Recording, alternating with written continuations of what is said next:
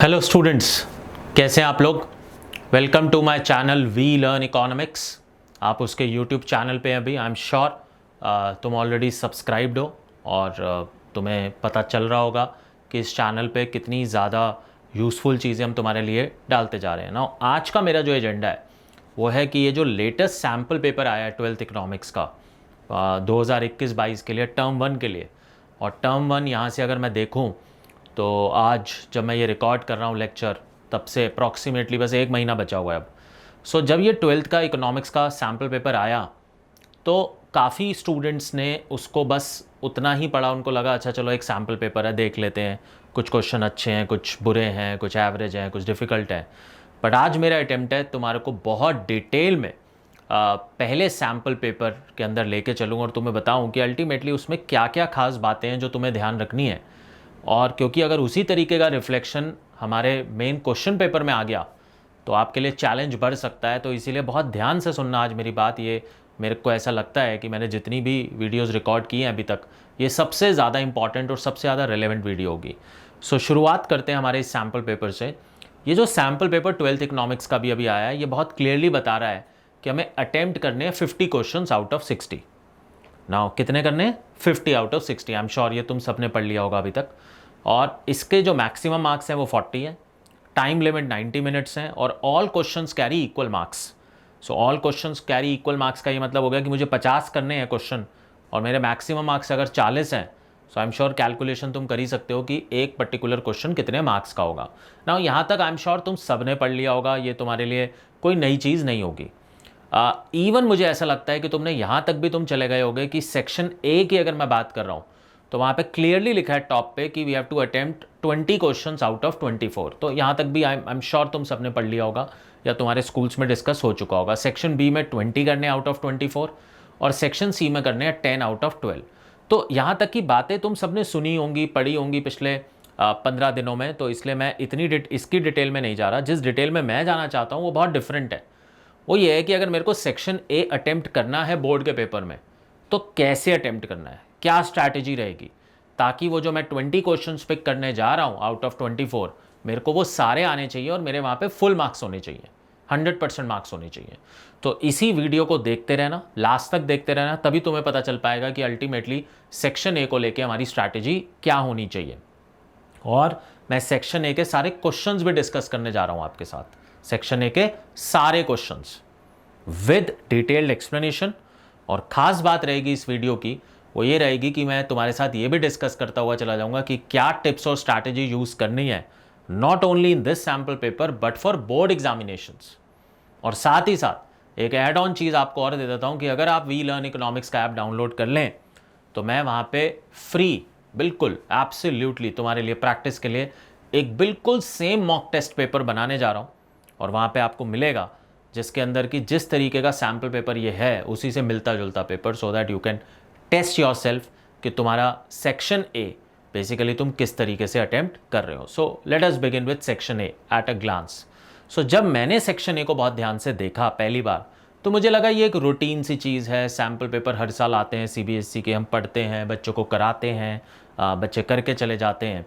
But इस बार का ये जो सैम्पल पेपर आया इस टर्म 1 के लिए थोड़ा डिफरेंट सा था।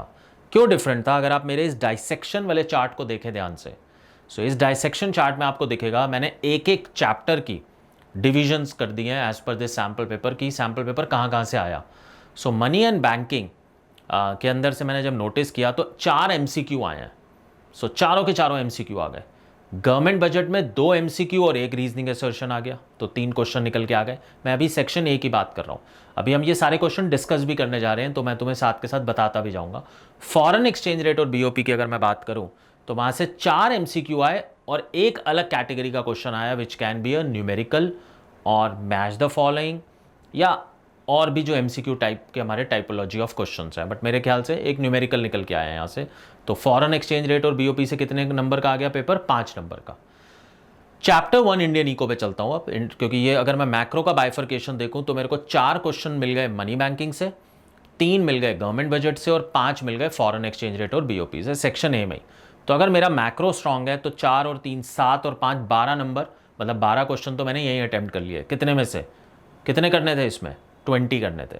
तो 20 में से 12 तो आप मान के चलिए कि अगर मैक्रो स्ट्रांग है, कॉन्सेप्चुअली तुम स्ट्रांग हो, और ये जो मैक्रो के अभी क्वेश्चंस हम डिस्कस करेंगे तो तुम एक सेकंड में पता लगा लोगे कि ये 12 में से मतलब तुम्हारे 100% मार्क्स आ रहे हैं या नहीं आ रहे हैं, या तुम कर भी सकते हो इनको अटेम्प्ट या नहीं कर सकते। Now moving on to Indian eco. Indian eco को लेके जब मैंने इस सैम्पल पेपर की मैं डिटेल में गया तो मुझे नज़र आया कि जो चैप्टर नंबर 1 है इसका, that is Indian economy on the eve of independence, उसमें से 2 क्वेश्चन निकल गया और वो दोनों एमसीक्यू थे। चैप्टर नंबर 2 की जब मैं डिटेल में गया तो वहां पे 3 एमसीक्यू मेरे को दिखे और 1 रीजनिंग एसर्शन दिखा, तो 4 नंबर का पेपर वहां से आ गया। चैप्टर 3 पे जब मैं गया, लिबरलाइजेशन, प्राइवेटाइजेशन और ग्लोबलाइजेशन, जिसको न्यू इकोनॉमिक पॉलिसी बोलता हूं, वहां पे दोनों के दोनों उन्होंने उठा के रीजनिंग एसर्शन दे दिए, विच मीन्स एमसीक्यू दिया ही नहीं। चैप्टर 4 जब मैं पॉवर्टी पे गया तो 1 एमसीक्यू और 1 रीजनिंग एसर्शन आ गया। चैप्टर 5 ह्यूमन कैपिटल फॉर्मेशन पे गया तो 1 एमसीक्यू आ गया। चैप्टर 6 रूरल डेवलपमेंट में गया तो 1 एमसीक्यू आ गया। तो मैंने देखा कि इंडियन इको को भी उन्होंने हर चैप्टर को कवर कर लिया, चाहे उन्होंने एक एक क्वेश्चन ही पूछा है। सो विच मीन्स मुझे ये क्लियरली दिख रहा है, अगर मैं स्ट्रैटेजी की बात करूं, कि इस पूरे के पूरे सेक्शन में जहां पे 24 क्वेश्चन थे उसमें से 18 क्वेश्चन एमसीक्यू दे दिए। कितने? 18। और एक चीज मुझे क्लियरली दिख रही है, वो ये दिख रही है कि अगर मेरी मैक्रो इकोनॉमिक स्ट्रांग और मैंने 12 क्वेश्चन वहीं से उठा लिए, 2 क्वेश्चन चैप्टर 1 से उठा लिए, तो कितने हो गए? 14। 2 क्वेश्चन न्यू इकोनॉमिक पॉलिसी से उठा लिए, 16। 2 पॉवर्टी से भी उठ गए तो 18, 19 और 20 ह्यूमन कैपिटल और रूरल। तो कहीं ना कहीं मुझे लगता है कि जो मेरी तरफ से स्ट्रैटेजी नंबर 1 है तुम्हारे लिए, वो ये कि या तो तुमको बेसिकली ये देखना होगा कि या तो चैप्टर 2 ऑफ इंडियन इको पे बहुत मेहनत करनी पड़ेगी ताकि सारे क्वेश्चन वहां पे ही मिल जाए और काम खत्म हो जाए, और या फिर अगर तुम चैप्टर 2 ऑफ इंडियन इको को सिलेक्टिव पढ़ रहे हो, सो विच मीन्स कि तुम्हें फिर human capital formation, rural development और पॉवर्टी, ये सब ज़्यादा बेटर पढ़ के जाने पड़ेंगे। तो स्ट्रैटेजी नंबर 1 ये है कि तुमको ये देखना होगा कि तुम चैप्टर 2 ऑफ इंडियन इको में कितने स्ट्रांग हो, राइट? और साथ ही साथ देखना होगा कि तुम चैप्टर 2 इंडियन इको पे ज़्यादा फोकस करना चाहते हो या फिर तुम ह्यूमन कैपिटल फॉर्मेशन, पॉवर्टी और रूरल डेवलपमेंट करना चाहते हो, with respect to only section A. अभी मैं बात कर रहा हूँ, मैं पूरे पेपर की बात नहीं कर रहा। और सेक्शन ए मेरे को ये बता रहा है कि आप 24 में से आपके 18 क्वेश्चन एमसीक्यू हैं, which is a very very good thing, positive thing आप लोगों के लिए। इसका मतलब स्कोरिंग हो सकती है बहुत ही बढ़िया, क्योंकि मेरे को 20 तो क्वेश्चन ही करने हैं। उन 20 में से अगर मेरे को 18 एमसीक्यू मिल गए और एक मेरे को मिल गया न्यूमेरिकल, जो कि बहुत सिंपल है, तो मेरे 19 क्वेश्चन तो यहीं हो गए। तो अगर मेरी रीजनिंग असर्शन वीक भी है तो भी मेरा काम चल जाएगा। सो दैट इज़ समथिंग जो मुझे लगता है कि एक पॉजिटिव एंगल है, और विच मीन्स कि सेक्शन ए के अंदर अगर हम स्ट्रैटेजी ठीक से डिवाइस करके चलें तो यहाँ पे 20 जो मैं क्वेश्चन अटेम्प्ट करने जा रहा हूँ वो मुझे मिल भी बहुत जल्दी जाएंगे और मेरे 100% मार्क्स भी सेक्शन ए में ज़रूर आएंगे। So this was one of the strategy to attempt section A. अगर मैं ओवरऑल अपनी ऑब्जर्वेशंस बताऊं तुम्हें सेक्शन ए की, तो मुझे जो दिखा पूरे सेक्शन ए को ध्यान से पढ़ने के बाद, वो ये दिखा कि एक तो कोर कॉन्सेप्ट शुरू यूज़ किए उसने मैक्रो इकोनॉमिक्स के, कोर कॉन्सेप्ट्स जो अभी हम सारे 24 क्वेश्चन डिस्कस जब करेंगे और मैक्रो के उसमें से 12 में डिस्कस करूंगा तो तुम्हें दिख जाएंगे। Vocabulary of few questions is very tough, very tough. कई क्वेश्चंस की वोकैबुलरी सही मायने में मुश्किल है। अभी मैं दिखाता हूं कि कौन से क्वेश्चन है। नेक्स्ट अगर मैं आगे बढ़ूं तो इंपॉर्टेंट डेटा, फैक्ट्स और इवेंट्स, इसके क्वेश्चन उठा के डाल दिए। नाउ इंपॉर्टेंट डेटा, फैक्ट्स और इवेंट्स के लिए आप मेरे इसी यूट्यूब चैनल पे जाइए, एक प्लेलिस्ट बनी हुई है जहाँ पे इंपॉर्टेंट डेटा, फैक्ट्स और इवेंट्स की सारी वीडियो मैंने पहले से डाली हुई है, क्योंकि मुझे पहले से ही पता है कि अगर सीबीएसई ने डेटा, फैक्ट्स और इवेंट्स पूछे तो एक स्टूडेंट के लिए उसको इकट्ठा करना कितना मुश्किल हो जाएगा। तो मैंने एक ही जगह पे इकट्ठे करके डाल दिए। और मेरी चौथी ऑब्जर्वेशन जो दिखी वो ये कि इसमें हॉट्स के क्वेश्चन हैं। ठीक है, लोगों को ऐसा लग रहा है कि सेक्शन ए में हॉट्स के क्वेश्चन नहीं है, जबकि ट्रस्ट मी सेक्शन ए के अंदर हॉट्स के क्वेश्चन हैं। सो मेरी इस वीडियो को देखते रहिए। मैंने जैसे आपको बताया कि मैंने अभी आपको एक ओवरव्यू दे दिया सेक्शन ए का, और उस ओवरव्यू से आपको पता चलेगा कि अल्टीमेटली मेरे को क्या स्ट्रैटेजी बनानी है। सो अब हम आगे बढ़ेंगे अपनी वीडियो में, और यहां पे हम बात करेंगे उन सारे के सारे 24 क्वेश्चंस की, और लास्ट में मैं आपको यह बताऊंगा कि मेरी तरफ से कौन से ऐसे 5 क्वेश्चन हैं जिसमें मैं चाहूंगा कि आपका सबसे ज्यादा फोकस होना चाहिए। कौन से 5 क्वेश्चन हैं। सो चलिए आगे बढ़ते हैं इस वीडियो में, और जहां पे हम सारे के सारे ये 24 क्वेश्चन डिस्कस करेंगे। तो stay tuned. We learn economics, India का ओनली चैनल जो फोकस करता है 11th-12th इकोनॉमिक्स CBSE पे, हमारा ऐप डाउनलोड करके रखिए, क्योंकि बहुत कंटेंट आने वाला है जो तुम्हारे लिए बहुत यूज़फुल रहेगा। और अगर सही में तुम्हें ये वीडियो अच्छी लग रही है तो तुम इसे शेयर करो, लाइक करो अपने फ्रेंड्स के साथ भी, उनको भी ये बेनिफिट पास ऑन करो। और सबसे अच्छी बात मुझे ये लग रही है कि जिस तरीके से तुम लोग बहुत एक्टिव हो इस चैनल पे अब, और मैं देख रहा हूँ कि तुम शेयर कर रहे हो, कमेंट कर रहे हो, आंसरिंग कर रहे हो, so that is something which is very good. So बढ़ते हैं अब सैम्पल पेपर डिस्कशन पे। सो पहला क्वेश्चन देखते हैं सैम्पल पेपर का, सेक्शन ए का। पहला क्वेश्चन है, the government can achieve its budget objective of redistribution of income by. 4 option दी हुई है, तो इसको मैं MCQ टाइप बोलूंगा। और MCQ टाइप के लिए आई थिंक मेरे ख्याल से तुम ऑलरेडी प्रिपेयर्ड हो, बट अच्छा क्वेश्चन दिख रहा है मुझे। ए पार्ट है, managing the general price level in the economy to the desired level, increasing the GDP of the economy. C है, bringing the production of goods and services under its direct and absolute control. और D है, rationalisation of taxes in pro poor direction. तो जब हम redistribution of income की बात कर रहे हैं, रीडिस्ट्रीब्यूशन जो वर्ड है, रीडिस्ट्रीब्यूशन ऑफ इनकम वाला वर्ड हमारा ऑब्जेक्टिव है जो एलोकेशन ऑफ रिसोर्सेज है। तो जब हम एलोकेशन ऑफ रिसोर्सेज वहाँ पे पढ़ते हैं तो कहीं ना कहीं आप मान के चलिए कि हम इसके ऊपर भी बहुत थॉट डालते हैं वहाँ पे कि हम कैसे हैंडल करती है सरकार उसको। इवन इसके अंदर अगर मैं देखूँ तो वो जो एक हमारा पॉइंट था, अगर तुम्हें याद हो, इनइक्वालिटीज़ को रिड्यूस करने वाला, तो वो क्लियरली तुम्हारा लिंक करता है ऑप्शन डी से। तो इसका करेक्ट आंसर है rationalisation of taxes in pro poor direction. देखो, मेरा ऑब्जेक्टिव ये वीडियो बनाने का सिर्फ ये नहीं है कि मैं तुम्हें आंसर बता दूं। आंसर तो तुम्हारे पास सैम्पल पेपर भी है, उसका आंसर भी है, राइट। मेरा पर्पज़ ये है कि अगर हम पढ़ रहे हैं, पढ़ाई कर रहे हैं, तो जहाँ पे मैंने बजट के ऑब्जेक्टिव्स पढ़े और ये टर्म यूज़ किया वहाँ पे रीडिस्ट्रीब्यूशन ऑफ इनकम, तो जब भी हम ये वर्ड सुन रहे हैं रीडिस्ट्रीब्यूशन ऑफ इनकम, इमीडिएटली मेरे मन में थॉट आ जाना चाहिए कि it is actually connected to taxation, कि हम रैशनलाइजेशन ऑफ टैक्सेस को कैसे करेंगे प्रो पुअर में, विच मीन्स हम अमीर लोगों के ऊपर, रिच क्लास के ऊपर, लग्जरी चीज़ों पे ज़्यादा टैक्सेस लगाएंगे और अल्टीमेटली हम वहीं से पैसा इकट्ठा करके पुअर पे इम्पैक्ट, पुअर के बेनिफिट्स के लिए काम करेंगे। तो इन मतलब तुम्हारे को इस सैम्पल पेपर से ये समझना है कि तुम्हें कौन कौन से टॉपिक्स का ज़्यादा ध्यान रखना है या उसको पढ़ने की स्ट्रैटेजी क्या रखनी है। तो ऑब्जेक्टिव्स ऑफ बजट, पहले आप पूरा पूरा पैराग्राफ याद करते थे सब्जेक्टिव पेपर में, अब तुम्हें उसको समझना है कि वो किस पर्टिकुलर पॉइंट से लिंक करता है। क्वेश्चन नंबर 2 पे चलते हैं। Balance of payments of an economy records for a fiscal year, क्या रिकॉर्ड करता है? A, expenditure and income of the government, inflow and outflow of funds of the government, C, inflow and outflow of foreign exchange to या from the country, या inflow and outflow of loan to और from rest of the world. बहुत simple question है, मेरे ख्याल से बहुत easy है और तुम सबने ये सुना होगा। और इसका ऑप्शन सी है जो तुम्हें पता है कि ये इनफ्लो और आउटफ्लो को कवर करता है BOP फॉरेन एक्सचेंज का। आई थिंक अगर आपने BOP की डेफिनेशन पढ़ी हुई है तो ये क्वेश्चन आपका ऑटोमेटिकली प्रिपेयर हो जाता है। तो सेकंड क्वेश्चन के लिए सजेशन ये है कि डेफिनेशंस को पढ़िए, डेफिनेशंस को छोड़िए नहीं, क्योंकि कई लोगों को लग रहा है कि हम जो डेफिनेशंस हैं उसको छोड़ देंगे, और अगर हमने डेफिनेशंस छोड़ दी तो आप मान के चलिए कि ऐसे क्वेश्चंस को फिर आप लोगों को अटेम्प्ट करना बहुत ही मुश्किल हो जाएगा। तो कोई भी डेफिनेशन छोड़ो नहीं, सिर्फ उसकी स्ट्रैटेजी बदल दो। पहले तुम उसे वर्ड टू वर्ड याद करते थे, अब डेफिनेशन को पढ़ते वक्त ये देखो कि उसका मतलब क्या है, what is the true meaning of that particular definition. तीसरे क्वेश्चन पे चलते हैं। तीसरा क्वेश्चन कहता है, identify which of the following bank does not interact directly with the general public. कौन सा बैंक है जो इंटरैक्ट नहीं करता जनरल पब्लिक से?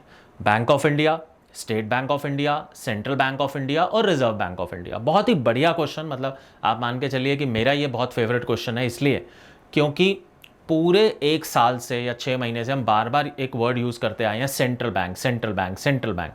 हमने बच्चों को सेंट्रल बैंक वर्ड पढ़ाया है। तो सेंट्रल बैंक हर कंट्री में होता है। इंडिया में जो सेंट्रल बैंक है उसका नाम है रिजर्व बैंक ऑफ इंडिया, जिसको RBI बोलते हैं।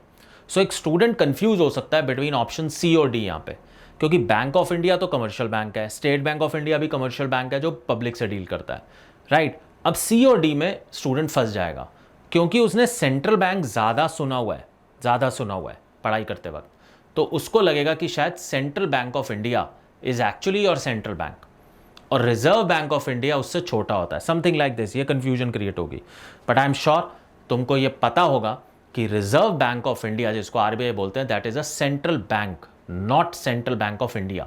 सेंट्रल बैंक ऑफ इंडिया कि मैं तुम्हारे को देखो ये पिक्चर दिखा रहा हूँ यहाँ पे, इस बैंक का लोगो दिखा रहा हूँ, इसका ये देखो ये ब्रांच तुम्हें दिख रही है। Central bank of India is a normal commercial bank, जैसे HDFC है, ICICI है, कैनरा बैंक है, पंजाब नेशनल बैंक है, वैसे ही सेंट्रल बैंक ऑफ इंडिया है। तो ये बहुत ही बढ़िया काम किया है CBSE ने तुम्हें कंफ्यूज करने के लिए। तो आई एम श्योर करेक्ट आंसर तुम्हें पता चल गया होगा थर्ड का, which is reserve Bank of India, option D. चौथे पे चलते हैं, identify which of the following is not an example of invisible item under the current account of BOP. कौन सा इसमें ऐसा है जो कि इनविजिबल आइटम का एग्जाम्पल नहीं है ना। सबसे पहले तो मेरा कॉन्सेप्ट ये होना चाहिए कि इनविजिबल आइटम बोलते किसको है, क्योंकि इनविजिबल आइटम ज़्यादातर लोगों को पता ही नहीं होता। इनविजिबल आइटम का मतलब सर्विसेज है, सर्विसेज सेक्टर की बात हो रही है।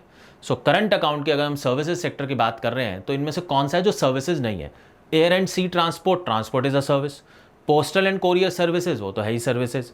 एजुकेशन रिलेटेड ट्रैवल, वो भी सर्विसेज है। एजुकेशन रिलेटेड ट्रैवल अगर, तो क्योंकि ट्रैवलिंग इज अ सर्विस, तो पहले तीनों तो सर्विस है। चौथा है merchandise link transaction. Now merchandise का मतलब पता होना चाहिए आपको, वोकैबुलरी की मैंने बात की थी। मर्चेंडाइज का मतलब है गुड्स। क्या है मतलब? गुड्स। सो गुड्स अगर हैं तो वो सर्विसेज हो ही नहीं सकता, वो तो गुड्स हैं। तो इसका क्वेश्चन नंबर 4 का करेक्ट आंसर डी है। नाउ करेक्ट आंसर अगर डी है तो मुझे कॉन्सेप्ट क्या चाहिए मेरे लिए? मेरे को कॉन्सेप्ट ये चाहिए कि मुझे बहुत क्लियरली पता होना चाहिए कि विजिबल आइटम्स कौन से होते हैं और इनविजिबल क्या होते हैं, और मुझे अपनी वोकैबुलरी एनहांस करनी है कि जिसको मैं विजिबल आइटम बोल रहा हूँ उसका असली में मतलब मर्चेंडाइज रिलेटेड ही होता है। क्या होता है? मर्चेंडाइज। तो that is question number 4। Fifth पे चलता हूँ। तो यहाँ तक तो मैक्रो थी, और आई थिंक तुम्हें ये क्लियर इंडिकेशन मिल रहा होगा कि अगर तुम्हारे मैक्रो के कॉन्सेप्ट ठीक है तो तुम फटाफट इन क्वेश्चंस को करते चले जाओगे। आगे बढ़ते हैं। Read the following statement carefully and choose the correct alternative from the following. Statement पढ़नी है और फिर बताना है करेक्ट ऑल्टरनेटिव। ये एक नए पैटर्न का क्वेश्चन है जिसको आप रीजनिंग एसर्शन भी बोल सकते हो, या इसको ट्रू फॉल्स पूछने का भी एक नया तरीका समझ सकते हो। So it is just like a true false, but pattern बदल दिया उन्होंने। तो स्टेटमेंट 1 देखिए क्या लिखा है। Demonetisation was step taken by government of India in order to tackle the problem of corruption, black money, terrorism and circulation of fake currency in the Indian economy। सुना होगा तुमने, ये हमने पढ़ा भी था चैप्टर नंबर 3 में। और स्टेटमेंट 2 क्या कह रहा है? Demonetisation has ensured improve tax compliance in India over the period of time. तो स्टेटमेंट 1 को ध्यान से पढ़िए, 2 को ध्यान से पढ़िए, रिकॉल कीजिए कि डीमोनेटाइजेशन की मैंने फीचर्स क्या बताई थी आपको, मेरे वीडियो को दोबारा देखिए। तो तुम्हें फिर देखना है कि क्या ये दोनों स्टेटमेंट ट्रू लग रही है, क्या ये दोनों फॉल्स लग रही हैं, क्या एक पहली वाली ट्रू है और दूसरी फॉल्स है, या फिर डी ऑप्शन कहता है कि statement 2 is true but ultimately 1 is false. तो अगर आप ध्यान से पढ़ो, मेरे ख्याल से ये बहुत ही सिंपल चीज़ रहेगी तुम्हारे लिए। डीमोनेटाइजेशन तुमने पढ़ाई हुआ है, डीमोनेटाइजेशन के ऑब्जेक्टिव पढ़े हुए हैं, वहाँ से तुम्हें बहुत क्लियरली दिख जाएगा कि इसका करेक्ट आंसर क्या है। ए ऑप्शन है, both the statements are true. But ये क्या सिग्नल कर रहा है, क्या सीखना है यहाँ से? टेक अवे क्या है? टेक अवे ये है कि जब तुम डीमोनेटाइजेशन का टॉपिक पढ़ रहे हो तो तुम्हारे को उसके ऑब्जेक्टिव्स को ठीक से पढ़ना है, ऑब्जेक्टिव्स को। सो that is the objective of question number 5। 6 पे चलते हैं। 6 मतलब मेरा एक बहुत ही फेवरेट क्वेश्चन है ओवरऑल इसमें। और 6 क्वेश्चन कहता है कि miss Sakshi N economics teacher was explaining the concept of minimum percentage of the total deposits to be kept by any commercial bank with the central bank of the country as per norms and statute prevailing in the country। तो वो explain कर रही थी बच्चों को। From the following choose the correct alternative which specify towards the concept explained। तो वो कौन सा concept explain कर रही थी? minimum percentage of the total deposits to be kept by any commercial bank with the central bank। तो अगर आपको concept आता है तो 1 सेकंड में बता दोगे। 4 ऑप्शन है तुम्हारे पास, cash reserve ratio, repo rate, bank rate, statutory liquidity ratio. और करेक्ट आंसर तुम्हें बहुत इजीली दिख जाएगा, ऑप्शन ए है, that is cash reserve ratio. तो अगर कॉन्सेप्ट आता है तो मैक्रो में तो फटाफट मूव कर जाओगे, फटाफट मूव कर जाओगे। 7th क्वेश्चन और बढ़िया question. 2 friends Meera and Sindhu were discussing the exchange rate system. Under this system the exchange rates are determined by the market forces of demand and supply, however deliberate efforts are made by the competent authority. ये line को जरा ध्यान से सुनना। However deliberate efforts are made by the competent authority to keep the exchange rates within a specific range। बहुत ही बढ़िया तरीके से आई थिंक लाइन बनाई गई है, और अच्छे अच्छे इसमें खिलाड़ी जो हैं वो पस्त हो सकते हैं, उनको नहीं समझ में आएगा कि ये क्या पूछ रहा है। सो मार्केट फोर्सेस की भी बात कर दी, कॉम्पिटेंट अथॉरिटी की भी बात कर दी, और एक्सचेंज रेट स्पेसिफिक रेंज की भी बात कर दी। तो वो कह रहा है कि ये कौन सा टाइप्स ऑफ एक्सचेंज रेट है बताइए, क्या ये फिक्स्ड है, क्या ये फ्लोटिंग है, क्या ये मैनेज फ्लोटिंग है, क्या ये मैनेज फिक्स एक्सचेंज रेट है। बहुत ही बढ़िया ऑप्शन दिया सीबीएसई ने, और घुमा देंगे वो आपको। लेकिन अगर आपने कॉन्सेप्ट ठीक से पढ़ा हुआ है मैनेज फ्लोटिंग एक्सचेंज रेट का, आपने मेरी बुक से भी पढ़ा होगा, वीडियो से भी देखा होगा, तो इसका करेक्ट ऑप्शन क्या है? Option C. A very good question, in fact very good question. Conceptual question था, हार्ड कोर कॉन्सेप्ट था, और अगर आपको ये कॉन्सेप्ट नहीं आता तो आपके लिए दिक्कत हो जाएगी। क्वेश्चन नंबर 8 पे चलते हैं। क्वेश्चन नंबर 8 कहता है read the following statements carefully and choose the correct alternative. Statement 1 है public goods are those goods and services that are collectively consume by the public. Now यहाँ पे एक जो बहुत बड़ी स्ट्रैटेजी चेंज की सीबीएसई ने वो ये कि उसने पब्लिक गुड्स जैसे कॉन्सेप्ट को बहुत इंपॉर्टेंस दे दिया है। यहाँ पे लास्ट ईयर भी दी थी, अब उसने और इसका डायमेंशन बढ़ा दिया है। सो पब्लिक गुड्स कौन से हो गए? जो कि collectively which is consumed by the public. जैसे पार्क है भाई, पार्क मेरे घर के सामने वाला पार्क है, हम कलेक्टिवली कंज्यूम कर सकते हैं। सो आई थिंक स्टेटमेंट 1 तो करेक्ट ही है। तो पब्लिक गुड्स को ठीक से पढ़ना है। मैंने इसको लेके ये देखिए ये 2 स्क्रीनशॉट्स भी शेयर कर रहा हूँ आपके साथ इस वीडियो में, ताकि आपको क्लियर हो जाए कि पब्लिक गुड्स किसको बोलते हैं। और स्टेटमेंट 2 है कि public goods are excludable and rivalrous in nature. तो क्या पब्लिक गुड्स को एक्सक्लूडेबल बोलते हैं और क्या वो राइवलरस है नेचर में? तो ये आई थिंक आपको फिर से पढ़ना पड़ेगा। आप इस स्क्रीनशॉट को देखिए जो मैंने शेयर किया है, इससे आपको बिल्कुल क्लियर पता चल जाएगा कि मैं पब्लिक गुड्स को लेके क्या समझाना चाह रहा हूँ, क्या पढ़ाना चाह रहा हूँ। 4 ऑप्शंस हैं, both the statements are true, both the statements are false, statement 1 is true but second is false, और वाइस वर्सा। और अगर हम ध्यान से देखें तो हमें बहुत आराम से पता चल जाएगा, अगर तुमने ये दोनों स्क्रीनशॉट्स पढ़ लिए हैं, पब्लिक गुड्स पढ़ लिए हैं, तो तुम्हें पता चल जाएगा कि स्टेटमेंट 1 ट्रू है लेकिन स्टेटमेंट 2 फॉल्स है, क्योंकि वो एक्सक्लूडेबल नहीं होते पब्लिक गुड्स। सब लोग उसको यूज़ कर सकते हैं, सब लोग, चाहे वो जुडिशरी है, चाहे वो पार्क्स हैं, चाहे वो ओवरऑल रिवर्स हैं, सब लोग यूज़ कर सकते हैं। और वो राइवलरस नहीं होते नेचर में, विच मीन्स आपस में कॉम्पीट नहीं कर रहे होते। ऐसा नहीं होता कि मैंने यूज़ कर लिया पार्क तो अब आप जब पार्क यूज़ करने जा रहे हैं तो आपको कुछ कम मिलेगा पार्क, ऐसा नहीं होगा ultimately. So very good question, बहुत ही ज़बरदस्त कॉन्सेप्चुअल क्वेश्चन था, जो कि क्वेश्चन नंबर 8 था। 9 पे चलते हैं। 9 कहता है under the BOP structure of a nation the 2 main categories of accounts for the classification of transactions are dash and dash. बहुत ही सिंपल क्वेश्चन है कि क्लासिफिकेशन के लिए कौन से हैं 2 अकाउंट्स। आई थिंक बहुत आराम से पता चल जाएगा। 2 मेन कैटेगरीज की बात कर रहा है ये। सो इसने करंट अकाउंट दी है, यूनिलेटरल ट्रांसफर अकाउंट दिया है, कैपिटल अकाउंट दिया और लोन अकाउंट दिया है। सो आई एम श्योर सबको ये पता होगा कि 2 जो अकाउंट होते हैं वो करंट अकाउंट और कैपिटल अकाउंट होते हैं। तो 1 और 3 is the correct answer, which means option B is the correct answer. Again conceptual question था। 10वें पे चलता हूँ। Identify which of the following is not a function of Reserve Bank of India. Again a very simple question, कौन सा function नहीं होता इसमें? Reserve Bank of India to act as a banker to the government होता है, to act as a custodian of gold reserves of India, to act as a financial adviser to the government of India, और to issue coins and 1 rupee note. तो बताइए जल्दी से। I think हमने इतनी बार discuss किया था कि कॉइन और 1 रुपी के नोट कौन इशू करता है? कॉइन और 1 रुपी के नोट मिनिस्ट्री ऑफ फाइनेंस करता है, गवर्नमेंट ऑफ इंडिया। तो डी एक ऐसी ऑप्शन है जो कि आरबीआई का फंक्शन नहीं है। 11वें क्वेश्चन पे चलते हैं। Industrial policy resolution 1956 formed the basis of the 5 year plan. कौन से 5 ईयर प्लान से कनेक्टेड थी आईपीआर 1956? नाउ बहुत ही जबरदस्त डेटा बेस्ड क्वेश्चन डाला सीबीएसई ने, क्योंकि ये तो सारे बच्चे रट के चले गए कि पहला प्लान 1951 में स्टार्ट हुआ और वो खत्म हुआ 1956 में, राइट? ये तो सबको रटा हुआ है, लेकिन यहाँ पे बहुत ज़रूरी है ये समझना कि ओवरऑल अगर हम स्ट्रैटेजिकली बात करें कि ओवरऑल हमारी जो मतलब जो 1956 की पॉलिसी थी, क्या वो पहले 5 ईयर प्लान से कनेक्टेड थी या दूसरे से थी? बहुत ही ज़बरदस्त क्वेश्चन है, बहुत ही ज़बरदस्त क्वेश्चन है। डेटा ठीक से पढ़ना होगा। डेटा, फैक्ट्स और इवेंट्स के लिए सेम चैनल पे बहुत सारी वीडियोस मैंने डाली हुई हैं, एक बार आप देखेंगे तो आपको पता चल जाएगा। सो आंसर नंबर 11 का करेक्ट आंसर है C, which is second 5 year plan में शुरू हुआ था, फर्स्ट में नहीं हुआ था, ध्यान रखना।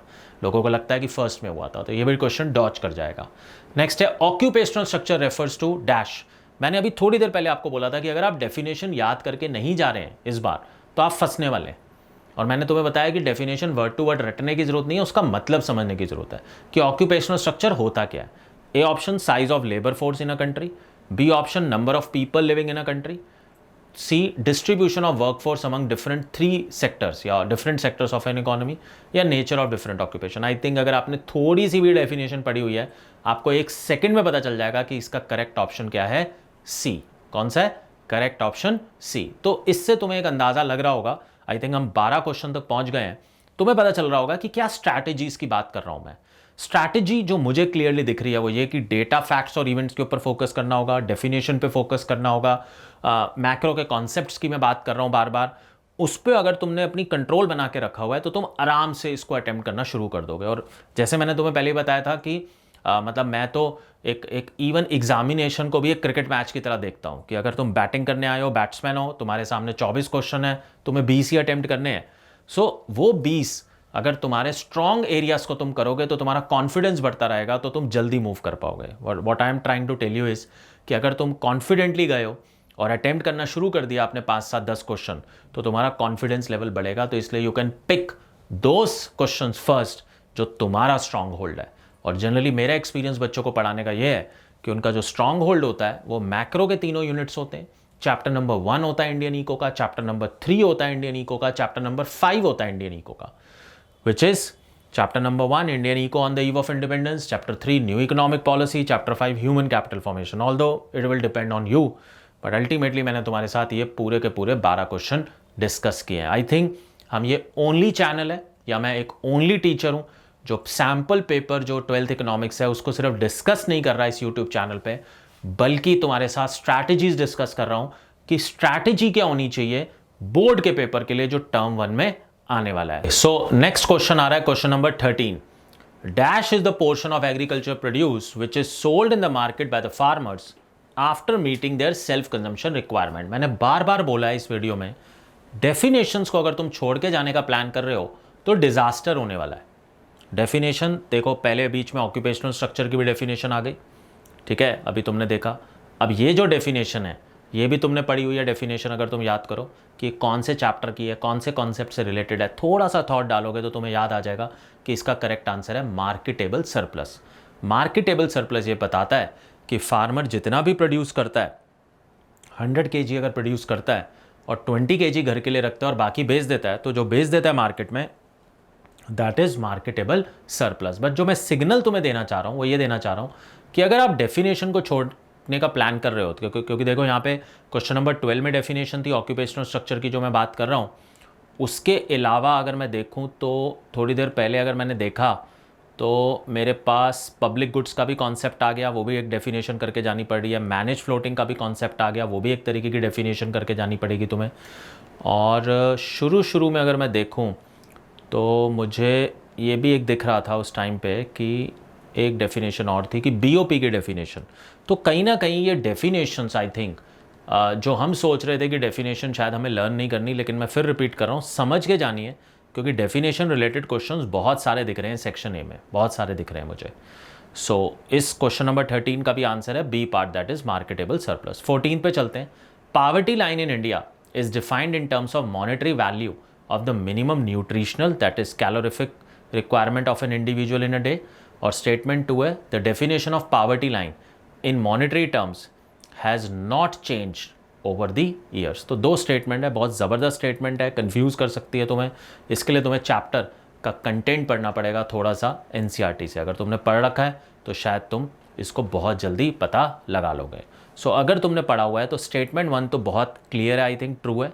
स्टेटमेंट 2 को लेके ये है कि जो डेफिनेशन है पावर्टी लाइन की in monetary terms had not change over the years, नहीं, जबकि ये फॉल्स है क्योंकि ये थोड़ी थोड़ी चेंज हुई है। तो स्टेटमेंट 1 ट्रू है और जो 2 है दैट इज फॉल्स, जिसको हम ऑप्शन सी की बात करते हैं। Statement 1 is true and statement 2 is false. So that is basically your answer number 14। 15 पे चलते हैं। 15 कह रहा है, स्टेटमेंट कह रहा है India is often called as the outsourcing hub of the world. Again outsourcing hub कहते हैं नहीं कहते, स्टेटमेंट 1 कह रहा है। स्टेटमेंट 2 कह रहा है availability of skilled man power is one of the prime factors responsible for the status gained by India at international platform. तो स्टेटमेंट 1 और 2 दी हुई है। अगेन ट्रू फॉल्स वाला क्वेश्चन है। 4 ऑप्शंस तुम्हारे सामने हैं और जब तुम इसको देखोगे ध्यान से तुम्हें क्लियरली दिख जाएगा कि दोनों की दोनों ट्रू है। पढ़ना क्या है, आउटसोर्सिंग वाला टॉपिक पढ़ना है, ठीक से पढ़ना है, आराम से पढ़ना है कि आउटसोर्सिंग का कॉन्सेप्ट क्या है। तो इसलिए मैंने शुरू में कहा कि कॉन्सेप्ट बेस्ड क्वेश्चन है ना। आउटसोर्सिंग का कॉन्सेप्ट यूज़ कर लिया उसने, पावर्टी लाइन का कॉन्सेप्ट यूज़ करा दिया अभी, बट इसको मतलब तुम तभी अटेम्प्ट कर पाओगे जब तुमने बात को ध्यान से सुना होगा, समझा होगा। और आई थिंक उसके लिए मुझे ऐसा लगता है कि अगर तुमने वी लर्न इकोनॉमिक्स का ऐप डाउनलोड कर रखा है, सारे वीडियो लेक्चर्स पढ़ रखे हैं, मेरा स्टडी मटेरियल पढ़ रखा है, तो तुम्हें 1 सेकंड में समझ में आने लग जाएंगे आंसर। 16 पे चलता हूँ। 16 कह रहा है before the advent of green revolution in 1960s India was primarily dependent on dash for the supply of food grain। Again, section A मुझे ये याद दिला रहा है कि कहीं ना कहीं रीकॉलिंग बेस्ड ऑफ क्वेश्चन भी काफ़ी है, कि मुझे कुछ रिकॉल करना है अपना जो मैंने कंटेंट पढ़ा हुआ है। तो हम कहाँ से, किस पे डिपेंडेंट थे हम? क्या हम यूएसए पे थे, ब्रिटेन पे थे, मैक्सिको पे थे, या यूएसएसआर पे थे? आई थिंक बहुत सिंपल क्वेश्चन है, हम यूनाइटेड स्टेट्स ऑफ अमेरिका पे डिपेंडेंट थे, यूएसए पे डिपेंडेंट थे। क्लियरली मेंशन है मेरे स्टडी मटेरियल में, क्लियरली मेंशन है मेरी सारी वीडियोज़ में, पीपीटीज़ में, वहाँ से इसको देख लेना एक बार। 17 पे चलते हैं, जो कि कॉलम 1 कॉलम 2 की बात कर रहा है।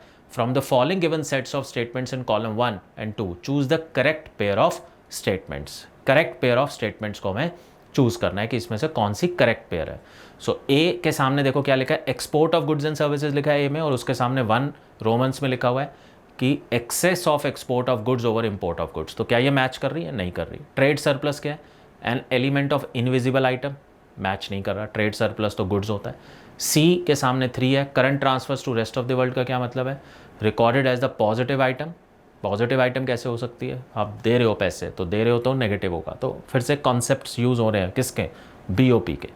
और आखिरी है पोर्टफोलियो इन्वेस्टमेंट, डी के आगे 4 लिखा है, फॉरेन इंस्टीट्यूशनल इन्वेस्टर। मैंने पता नहीं कितनी बार तुम लोगों को ये बताया था कि FII फॉरेन इंस्टीट्यूशनल इन्वेस्टर्स को बोलते हैं पोर्टफोलियो इन्वेस्टमेंट्स। कई बार सुना हमने वो नाम, वही नाम CBSE ने अपने सैम्पल पेपर में यूज़ किया। तो डी के सामने 4 लिखा हुआ है, which is option D out of the alternative, that is the correct answer. 18 पे चलते हैं।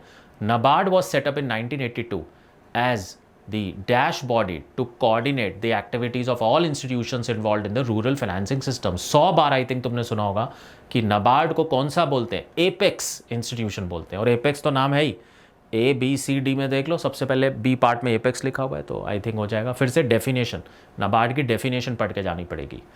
19 पे चलते हैं। The government of India has decided to vaccinate the adult population of India with Covaxin या Covishield without any charge. This would be categorise as, कहाँ डालेंगे? सरकार खर्चा कर रही है, आपको फ्री में वैक्सीनेशन दे रही है, तो क्या ये रेवेन्यू नेचर की इनकम है? सरकार की इनकम है? इनकम तो हो ही नहीं सकती। क्या ये कैपिटल नेचर का एक्सपेंडिचर है, खर्चा है? क्या ये रेवेन्यू नेचर का एक्सपेंडिचर है? क्या ये कैपिटल नेचर? तो इनकम तो हो ही नहीं सकती, तो ए और डी तो बाहर हो गए, सिर्फ बी और सी देखना है। तो रेवेन्यू नेचर के आइटम्स होती हैं जो रिपीटेटिव होती हैं, जिससे कोई एसेट, मतलब कैपिटल एक्सपेंडिचर तो तब होगा कि क्या कोई एसेट डेवलप हो रहा है, एक वैक्सीन लगने से एसेट थोड़ी डेवलप हो रहा है। तो ऑप्शन सी, कॉन्सेप्ट, किसका कॉन्सेप्ट? रेवेन्यू एक्सपेंडिचर का कॉन्सेप्ट क्लियर होना चाहिए, कैपिटल एक्सपेंडिचर का कॉन्सेप्ट क्लियर होना चाहिए, तो आराम से अटेम्प्ट कर लोगे। क्वेश्चन नंबर 20 पे चलता हूँ। क्वेश्चन नंबर 20 कहता है, dash is not a reason of for poverty line in India. Dash is not a reason for poverty in India.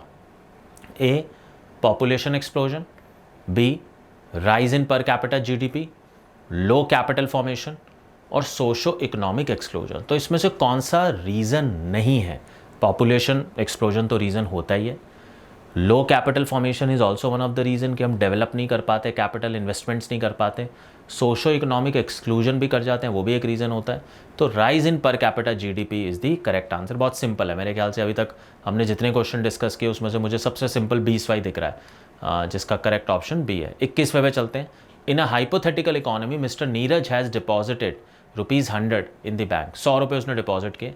If it is assumed that there is no other currency circulation in the economy, then the total money supply कितना होगा? बहुत ही ज़बरदस्त question है कि mister Neeraj ने 100 रुपये जमा किए और कुछ मूवमेंट ही नहीं है मनी की, तो अल्टीमेटली टोटल मनी सप्लाई होगा कितना उस टाइम पे? कितना होगा टोटल मनी सप्लाई? तो जब और कुछ पैसा ही नहीं है मार्केट में, तो मनी सप्लाई भी 100 होगा, विच मीन्स कि जितना आपने जमा किया, क्योंकि कुछ उसमें से डिडक्शन ही नहीं है, कुछ आगे मूव ही नहीं कर पा रहा, उतना ही पैसा है, तो 100 रुपये ही मनी सप्लाई होगा। 22वें क्वेश्चन पे चलते हैं, 22nd पे। नाउ 22nd क्वेश्चन मुझे ये क्लियरली बता रहा है कि काफ़ी ऐसे क्वेश्चन दिख रहे हैं सैम्पल पेपर में जहाँ पे आपको बहुत कंटेंट को रीड करना पड़ रहा है, बहुत सारे कंटेंट को। So you have to be very very careful कि कई बार ऐसा ना हो कि तुम रीडिंग करते करते अपना सारा टाइम वेस्ट कर दो। तो ऐसे क्वेश्चंस में तुम you can be selective also. Since independence India has witnessed a considerable fall in the infant mortality rate in India. कम हुआ होगा, डेफिनेटली हुआ होगा, क्योंकि हेल्थ केयर बेटर हो गया होगा। Identify which of the following may not be one of the reason for the fall in infant mortality rate, कि कौन सा रीज़न नहीं है? पहला, improvement in health care facilities, ये तो रीज़न है ही। इंप्रूवमेंट इन एजुकेशनल स्टैंडर्ड्स, अभी देखते हैं। Fall in standard of living of population of a nation over the year, और टेक्नोलॉजिकल एक्सपेंशन। आई थिंक फिर से मुझे बहुत सिंपल लग रहा है कि ultimately fall in the standard of living कैसे हो सकता है इसका रीज़न, क्योंकि आप कह रहे हो कि इन्फैंट मोर्टेलिटी रेट कम हो रहा है, ठीक है, तो कम अगर हो रहा है तो इंप्रूवमेंट हो रही होगी हेल्थ केयर में, इंप्रूवमेंट एजुकेशन में हो रही होगी, टेक्नोलॉजी भी इंप्रूव कर रही है, वो भी हेल्थ केयर में कंट्रीब्यूट करती है। तो fall in standard of living इसका करेक्ट आंसर है। 23वें पे चलते हैं, बस 2 क्वेश्चन रह गए। आई थिंक तुम्हें अब अंदाज़ा लग गया होगा कि सेक्शन ए को कैसे पढ़ना है, किन चीज़ों पे फोकस करना है। डेफिनेशन बहुत दिख रही है, कॉन्सेप्ट बहुत दिख रहे हैं, बट एडवांटेज ये है कि MCQs वगैरह होने की वजह से, ट्रू फॉल्स होने की वजह से स्कोरिंग बहुत दिख रहा है मुझे सेक्शन ए। सो 23वें चलते हैं, फिर से आई थिंक ट्रू फॉल्स का क्वेश्चन दिख रहा है। Subsidies do not add any burden on the financial health of a nation, do not add any burden. और स्टेटमेंट 2 है, complete removal of subsidies may violate the aim of equitable distribution of income. बहुत ही ज़बरदस्त question है subsidy से related, और मेरे ख्याल से आप सबको दिख गया होगा, बहुत आराम से दिख गया होगा कि स्टेटमेंट 2 जो है कि complete removal of subsidy may violate the aim of equitable, बिल्कुल ट्रू स्टेटमेंट है स्टेटमेंट 2। और 1 की अगर मैं बात करूं तो 1 भी आपको दिख रहा होगा कि subsidies do not add to any burden. भाई सब्सिडीज तो बर्डन ऐड करते ही है फाइनेंशियल हेल्थ पे, तो स्टेटमेंट 1 क्या है, फॉल्स, और स्टेटमेंट 2 क्या है, ट्रू। बट अच्छा क्वेश्चन था, बहुत अच्छा क्वेश्चन था, एक बार में थोड़ा सा दिमाग लगाना पड़ रहा था। आखिरी क्वेश्चन पे चलते हैं, सेक्शन 1 है, लास्ट क्वेश्चन है। Prior to India's independence the stagnation in the agriculture sector was mainly caused by, किसकी वजह से था? Number 1, investment in technology, investment in agriculture facilities, advance infrastructure facilities, या लैंड सेटलमेंट सिस्टम। और I think अगर तुमने पहली 4-5 लाइनें भी पढ़ी NCERT की बुक के ध्यान से, या मेरी वीडियो देखी है, या मेरा मटेरियल देखा है, तो आपको पता चल जाएगा कि जो स्टैग्नेशन था उस टाइम पे, उसका सबसे बड़ा कारण क्या था? लैंड सेटलमेंट सिस्टम, जो कि अल्टीमेटली ज़मींदारी सिस्टम भी तुम उसको बोल सकते हो। तो ये थे 24 क्वेश्चन। आई एम श्योर तुम्हें ये 24 क्वेश्चन एक तो समझ में भी आ गए होंगे, लेकिन मेरा वीडियो बनाने का पर्पस सिर्फ इन 24 क्वेश्चन के क्वेश्चन और आंसर डिस्कस करना नहीं था, बट स्ट्रैटेजी पे था। तो स्ट्रैटेजी के पॉइंट्स नोट करो। पहला पॉइंट, कॉन्सेप्ट्स पे कोई कॉम्प्रोमाइज़ नहीं हो सकता, no compromise on concepts. Strategy 2, definitions भी करके जानी है। स्ट्रैटेजी 3 कि तुम्हारे पास ट्रू फॉल्स के क्वेश्चन काफ़ी है, MCQ काफ़ी है, विच मीन्स कि you can move quickly. And then मुझे ऐसा लगता है कि तुमने एक बार ये डिसाइड कर लिया कि कौन से श्योर शॉट तुम्हें 20 मिल गए हैं, तो आई थिंक उसको तुम्हारे को फोकस करना चाहिए। कहीं जगहों पे शायद मुझे दिखता है कि अगर आप इंडियन इको में कहीं पे वीक हैं, पावर्टी में वीक हैं, या मान लीजिए चैप्टर 2 में वीक हैं, तो उन क्वेश्चंस को टच नहीं करिए, then you focus more on macro. But जो स्टूडेंट्स इंडियन इको में बहुत अच्छे हैं, आई थिंक तुम्हें इंडियन इको समझ में आ जाएगी। लेकिन इंडियन इको को लेकर एक वर्ड ऑफ कॉशन ये है कि तुम्हारे को NCERT की बुक को भी ठीक से पढ़ना पड़ेगा, विच इज़ चैलेंजिंग, थोड़ा मुश्किल ज़रूर है, लेकिन कर लोगे। बट स्टिल मैं तुम्हें बोल रहा हूँ, तुम्हें कोई भी हेल्प चाहिए हो, कोई भी सपोर्ट चाहिए हो, NCERT चाहिए हो, तुम्हें रीजनिंग एसर्शन चाहिए हो NCERT बेस्ड, आप सिर्फ हमारे इस नंबर को डायल कीजिए, व्हाट्सएप कीजिए, हमें आप बताइए, हम आपकी पूरी हेल्प करेंगे, पूरी हेल्प करेंगे। और सबसे बढ़िया चीज़ जो हम करने जा रहे हैं वो ये कि बहुत जल्दी अगर आप मतलब अपना नंबर मेरे से शेयर करेंगे या ईमेल आईडी शेयर करेंगे, तो मैं एक सेक्शन ए का क्वेश्चन पेपर बना रहा हूँ जो बिल्कुल इसका रेप्लिकेट होगा, बहुत ही बढ़िया क्वेश्चन पेपर होगा, वो अटेम्प्ट करिए और देखिए कि सेक्शन ए में कितने नंबर आपके आते हैं। सो स्टे ट्यून्ड, शेयर करो, लाइक करो अगर तुम्हें बहुत मज़ा आया हो सेक्शन ए के एनालिसिस को डिस्कस करने में। और आई थिंक मुझे लगता है, I am very happy today कि मैंने सेक्शन ए का बहुत बढ़िया एनालिसिस तुम्हारे साथ डिस्कस किया, और अब सेक्शन ए का एक बहुत जल्दी से टेस्ट पेपर डिस्कस करेंगे एक दिन, and then maybe you can attempt that and we can have lot of discussion. और मेरी अगली वीडियो के लिए भी रेडी रहो जो सेक्शन बी को कवर करेगी, फिर एक और वीडियो आएगी सेक्शन सी के लिए। So stay tuned, thank you so much, take care.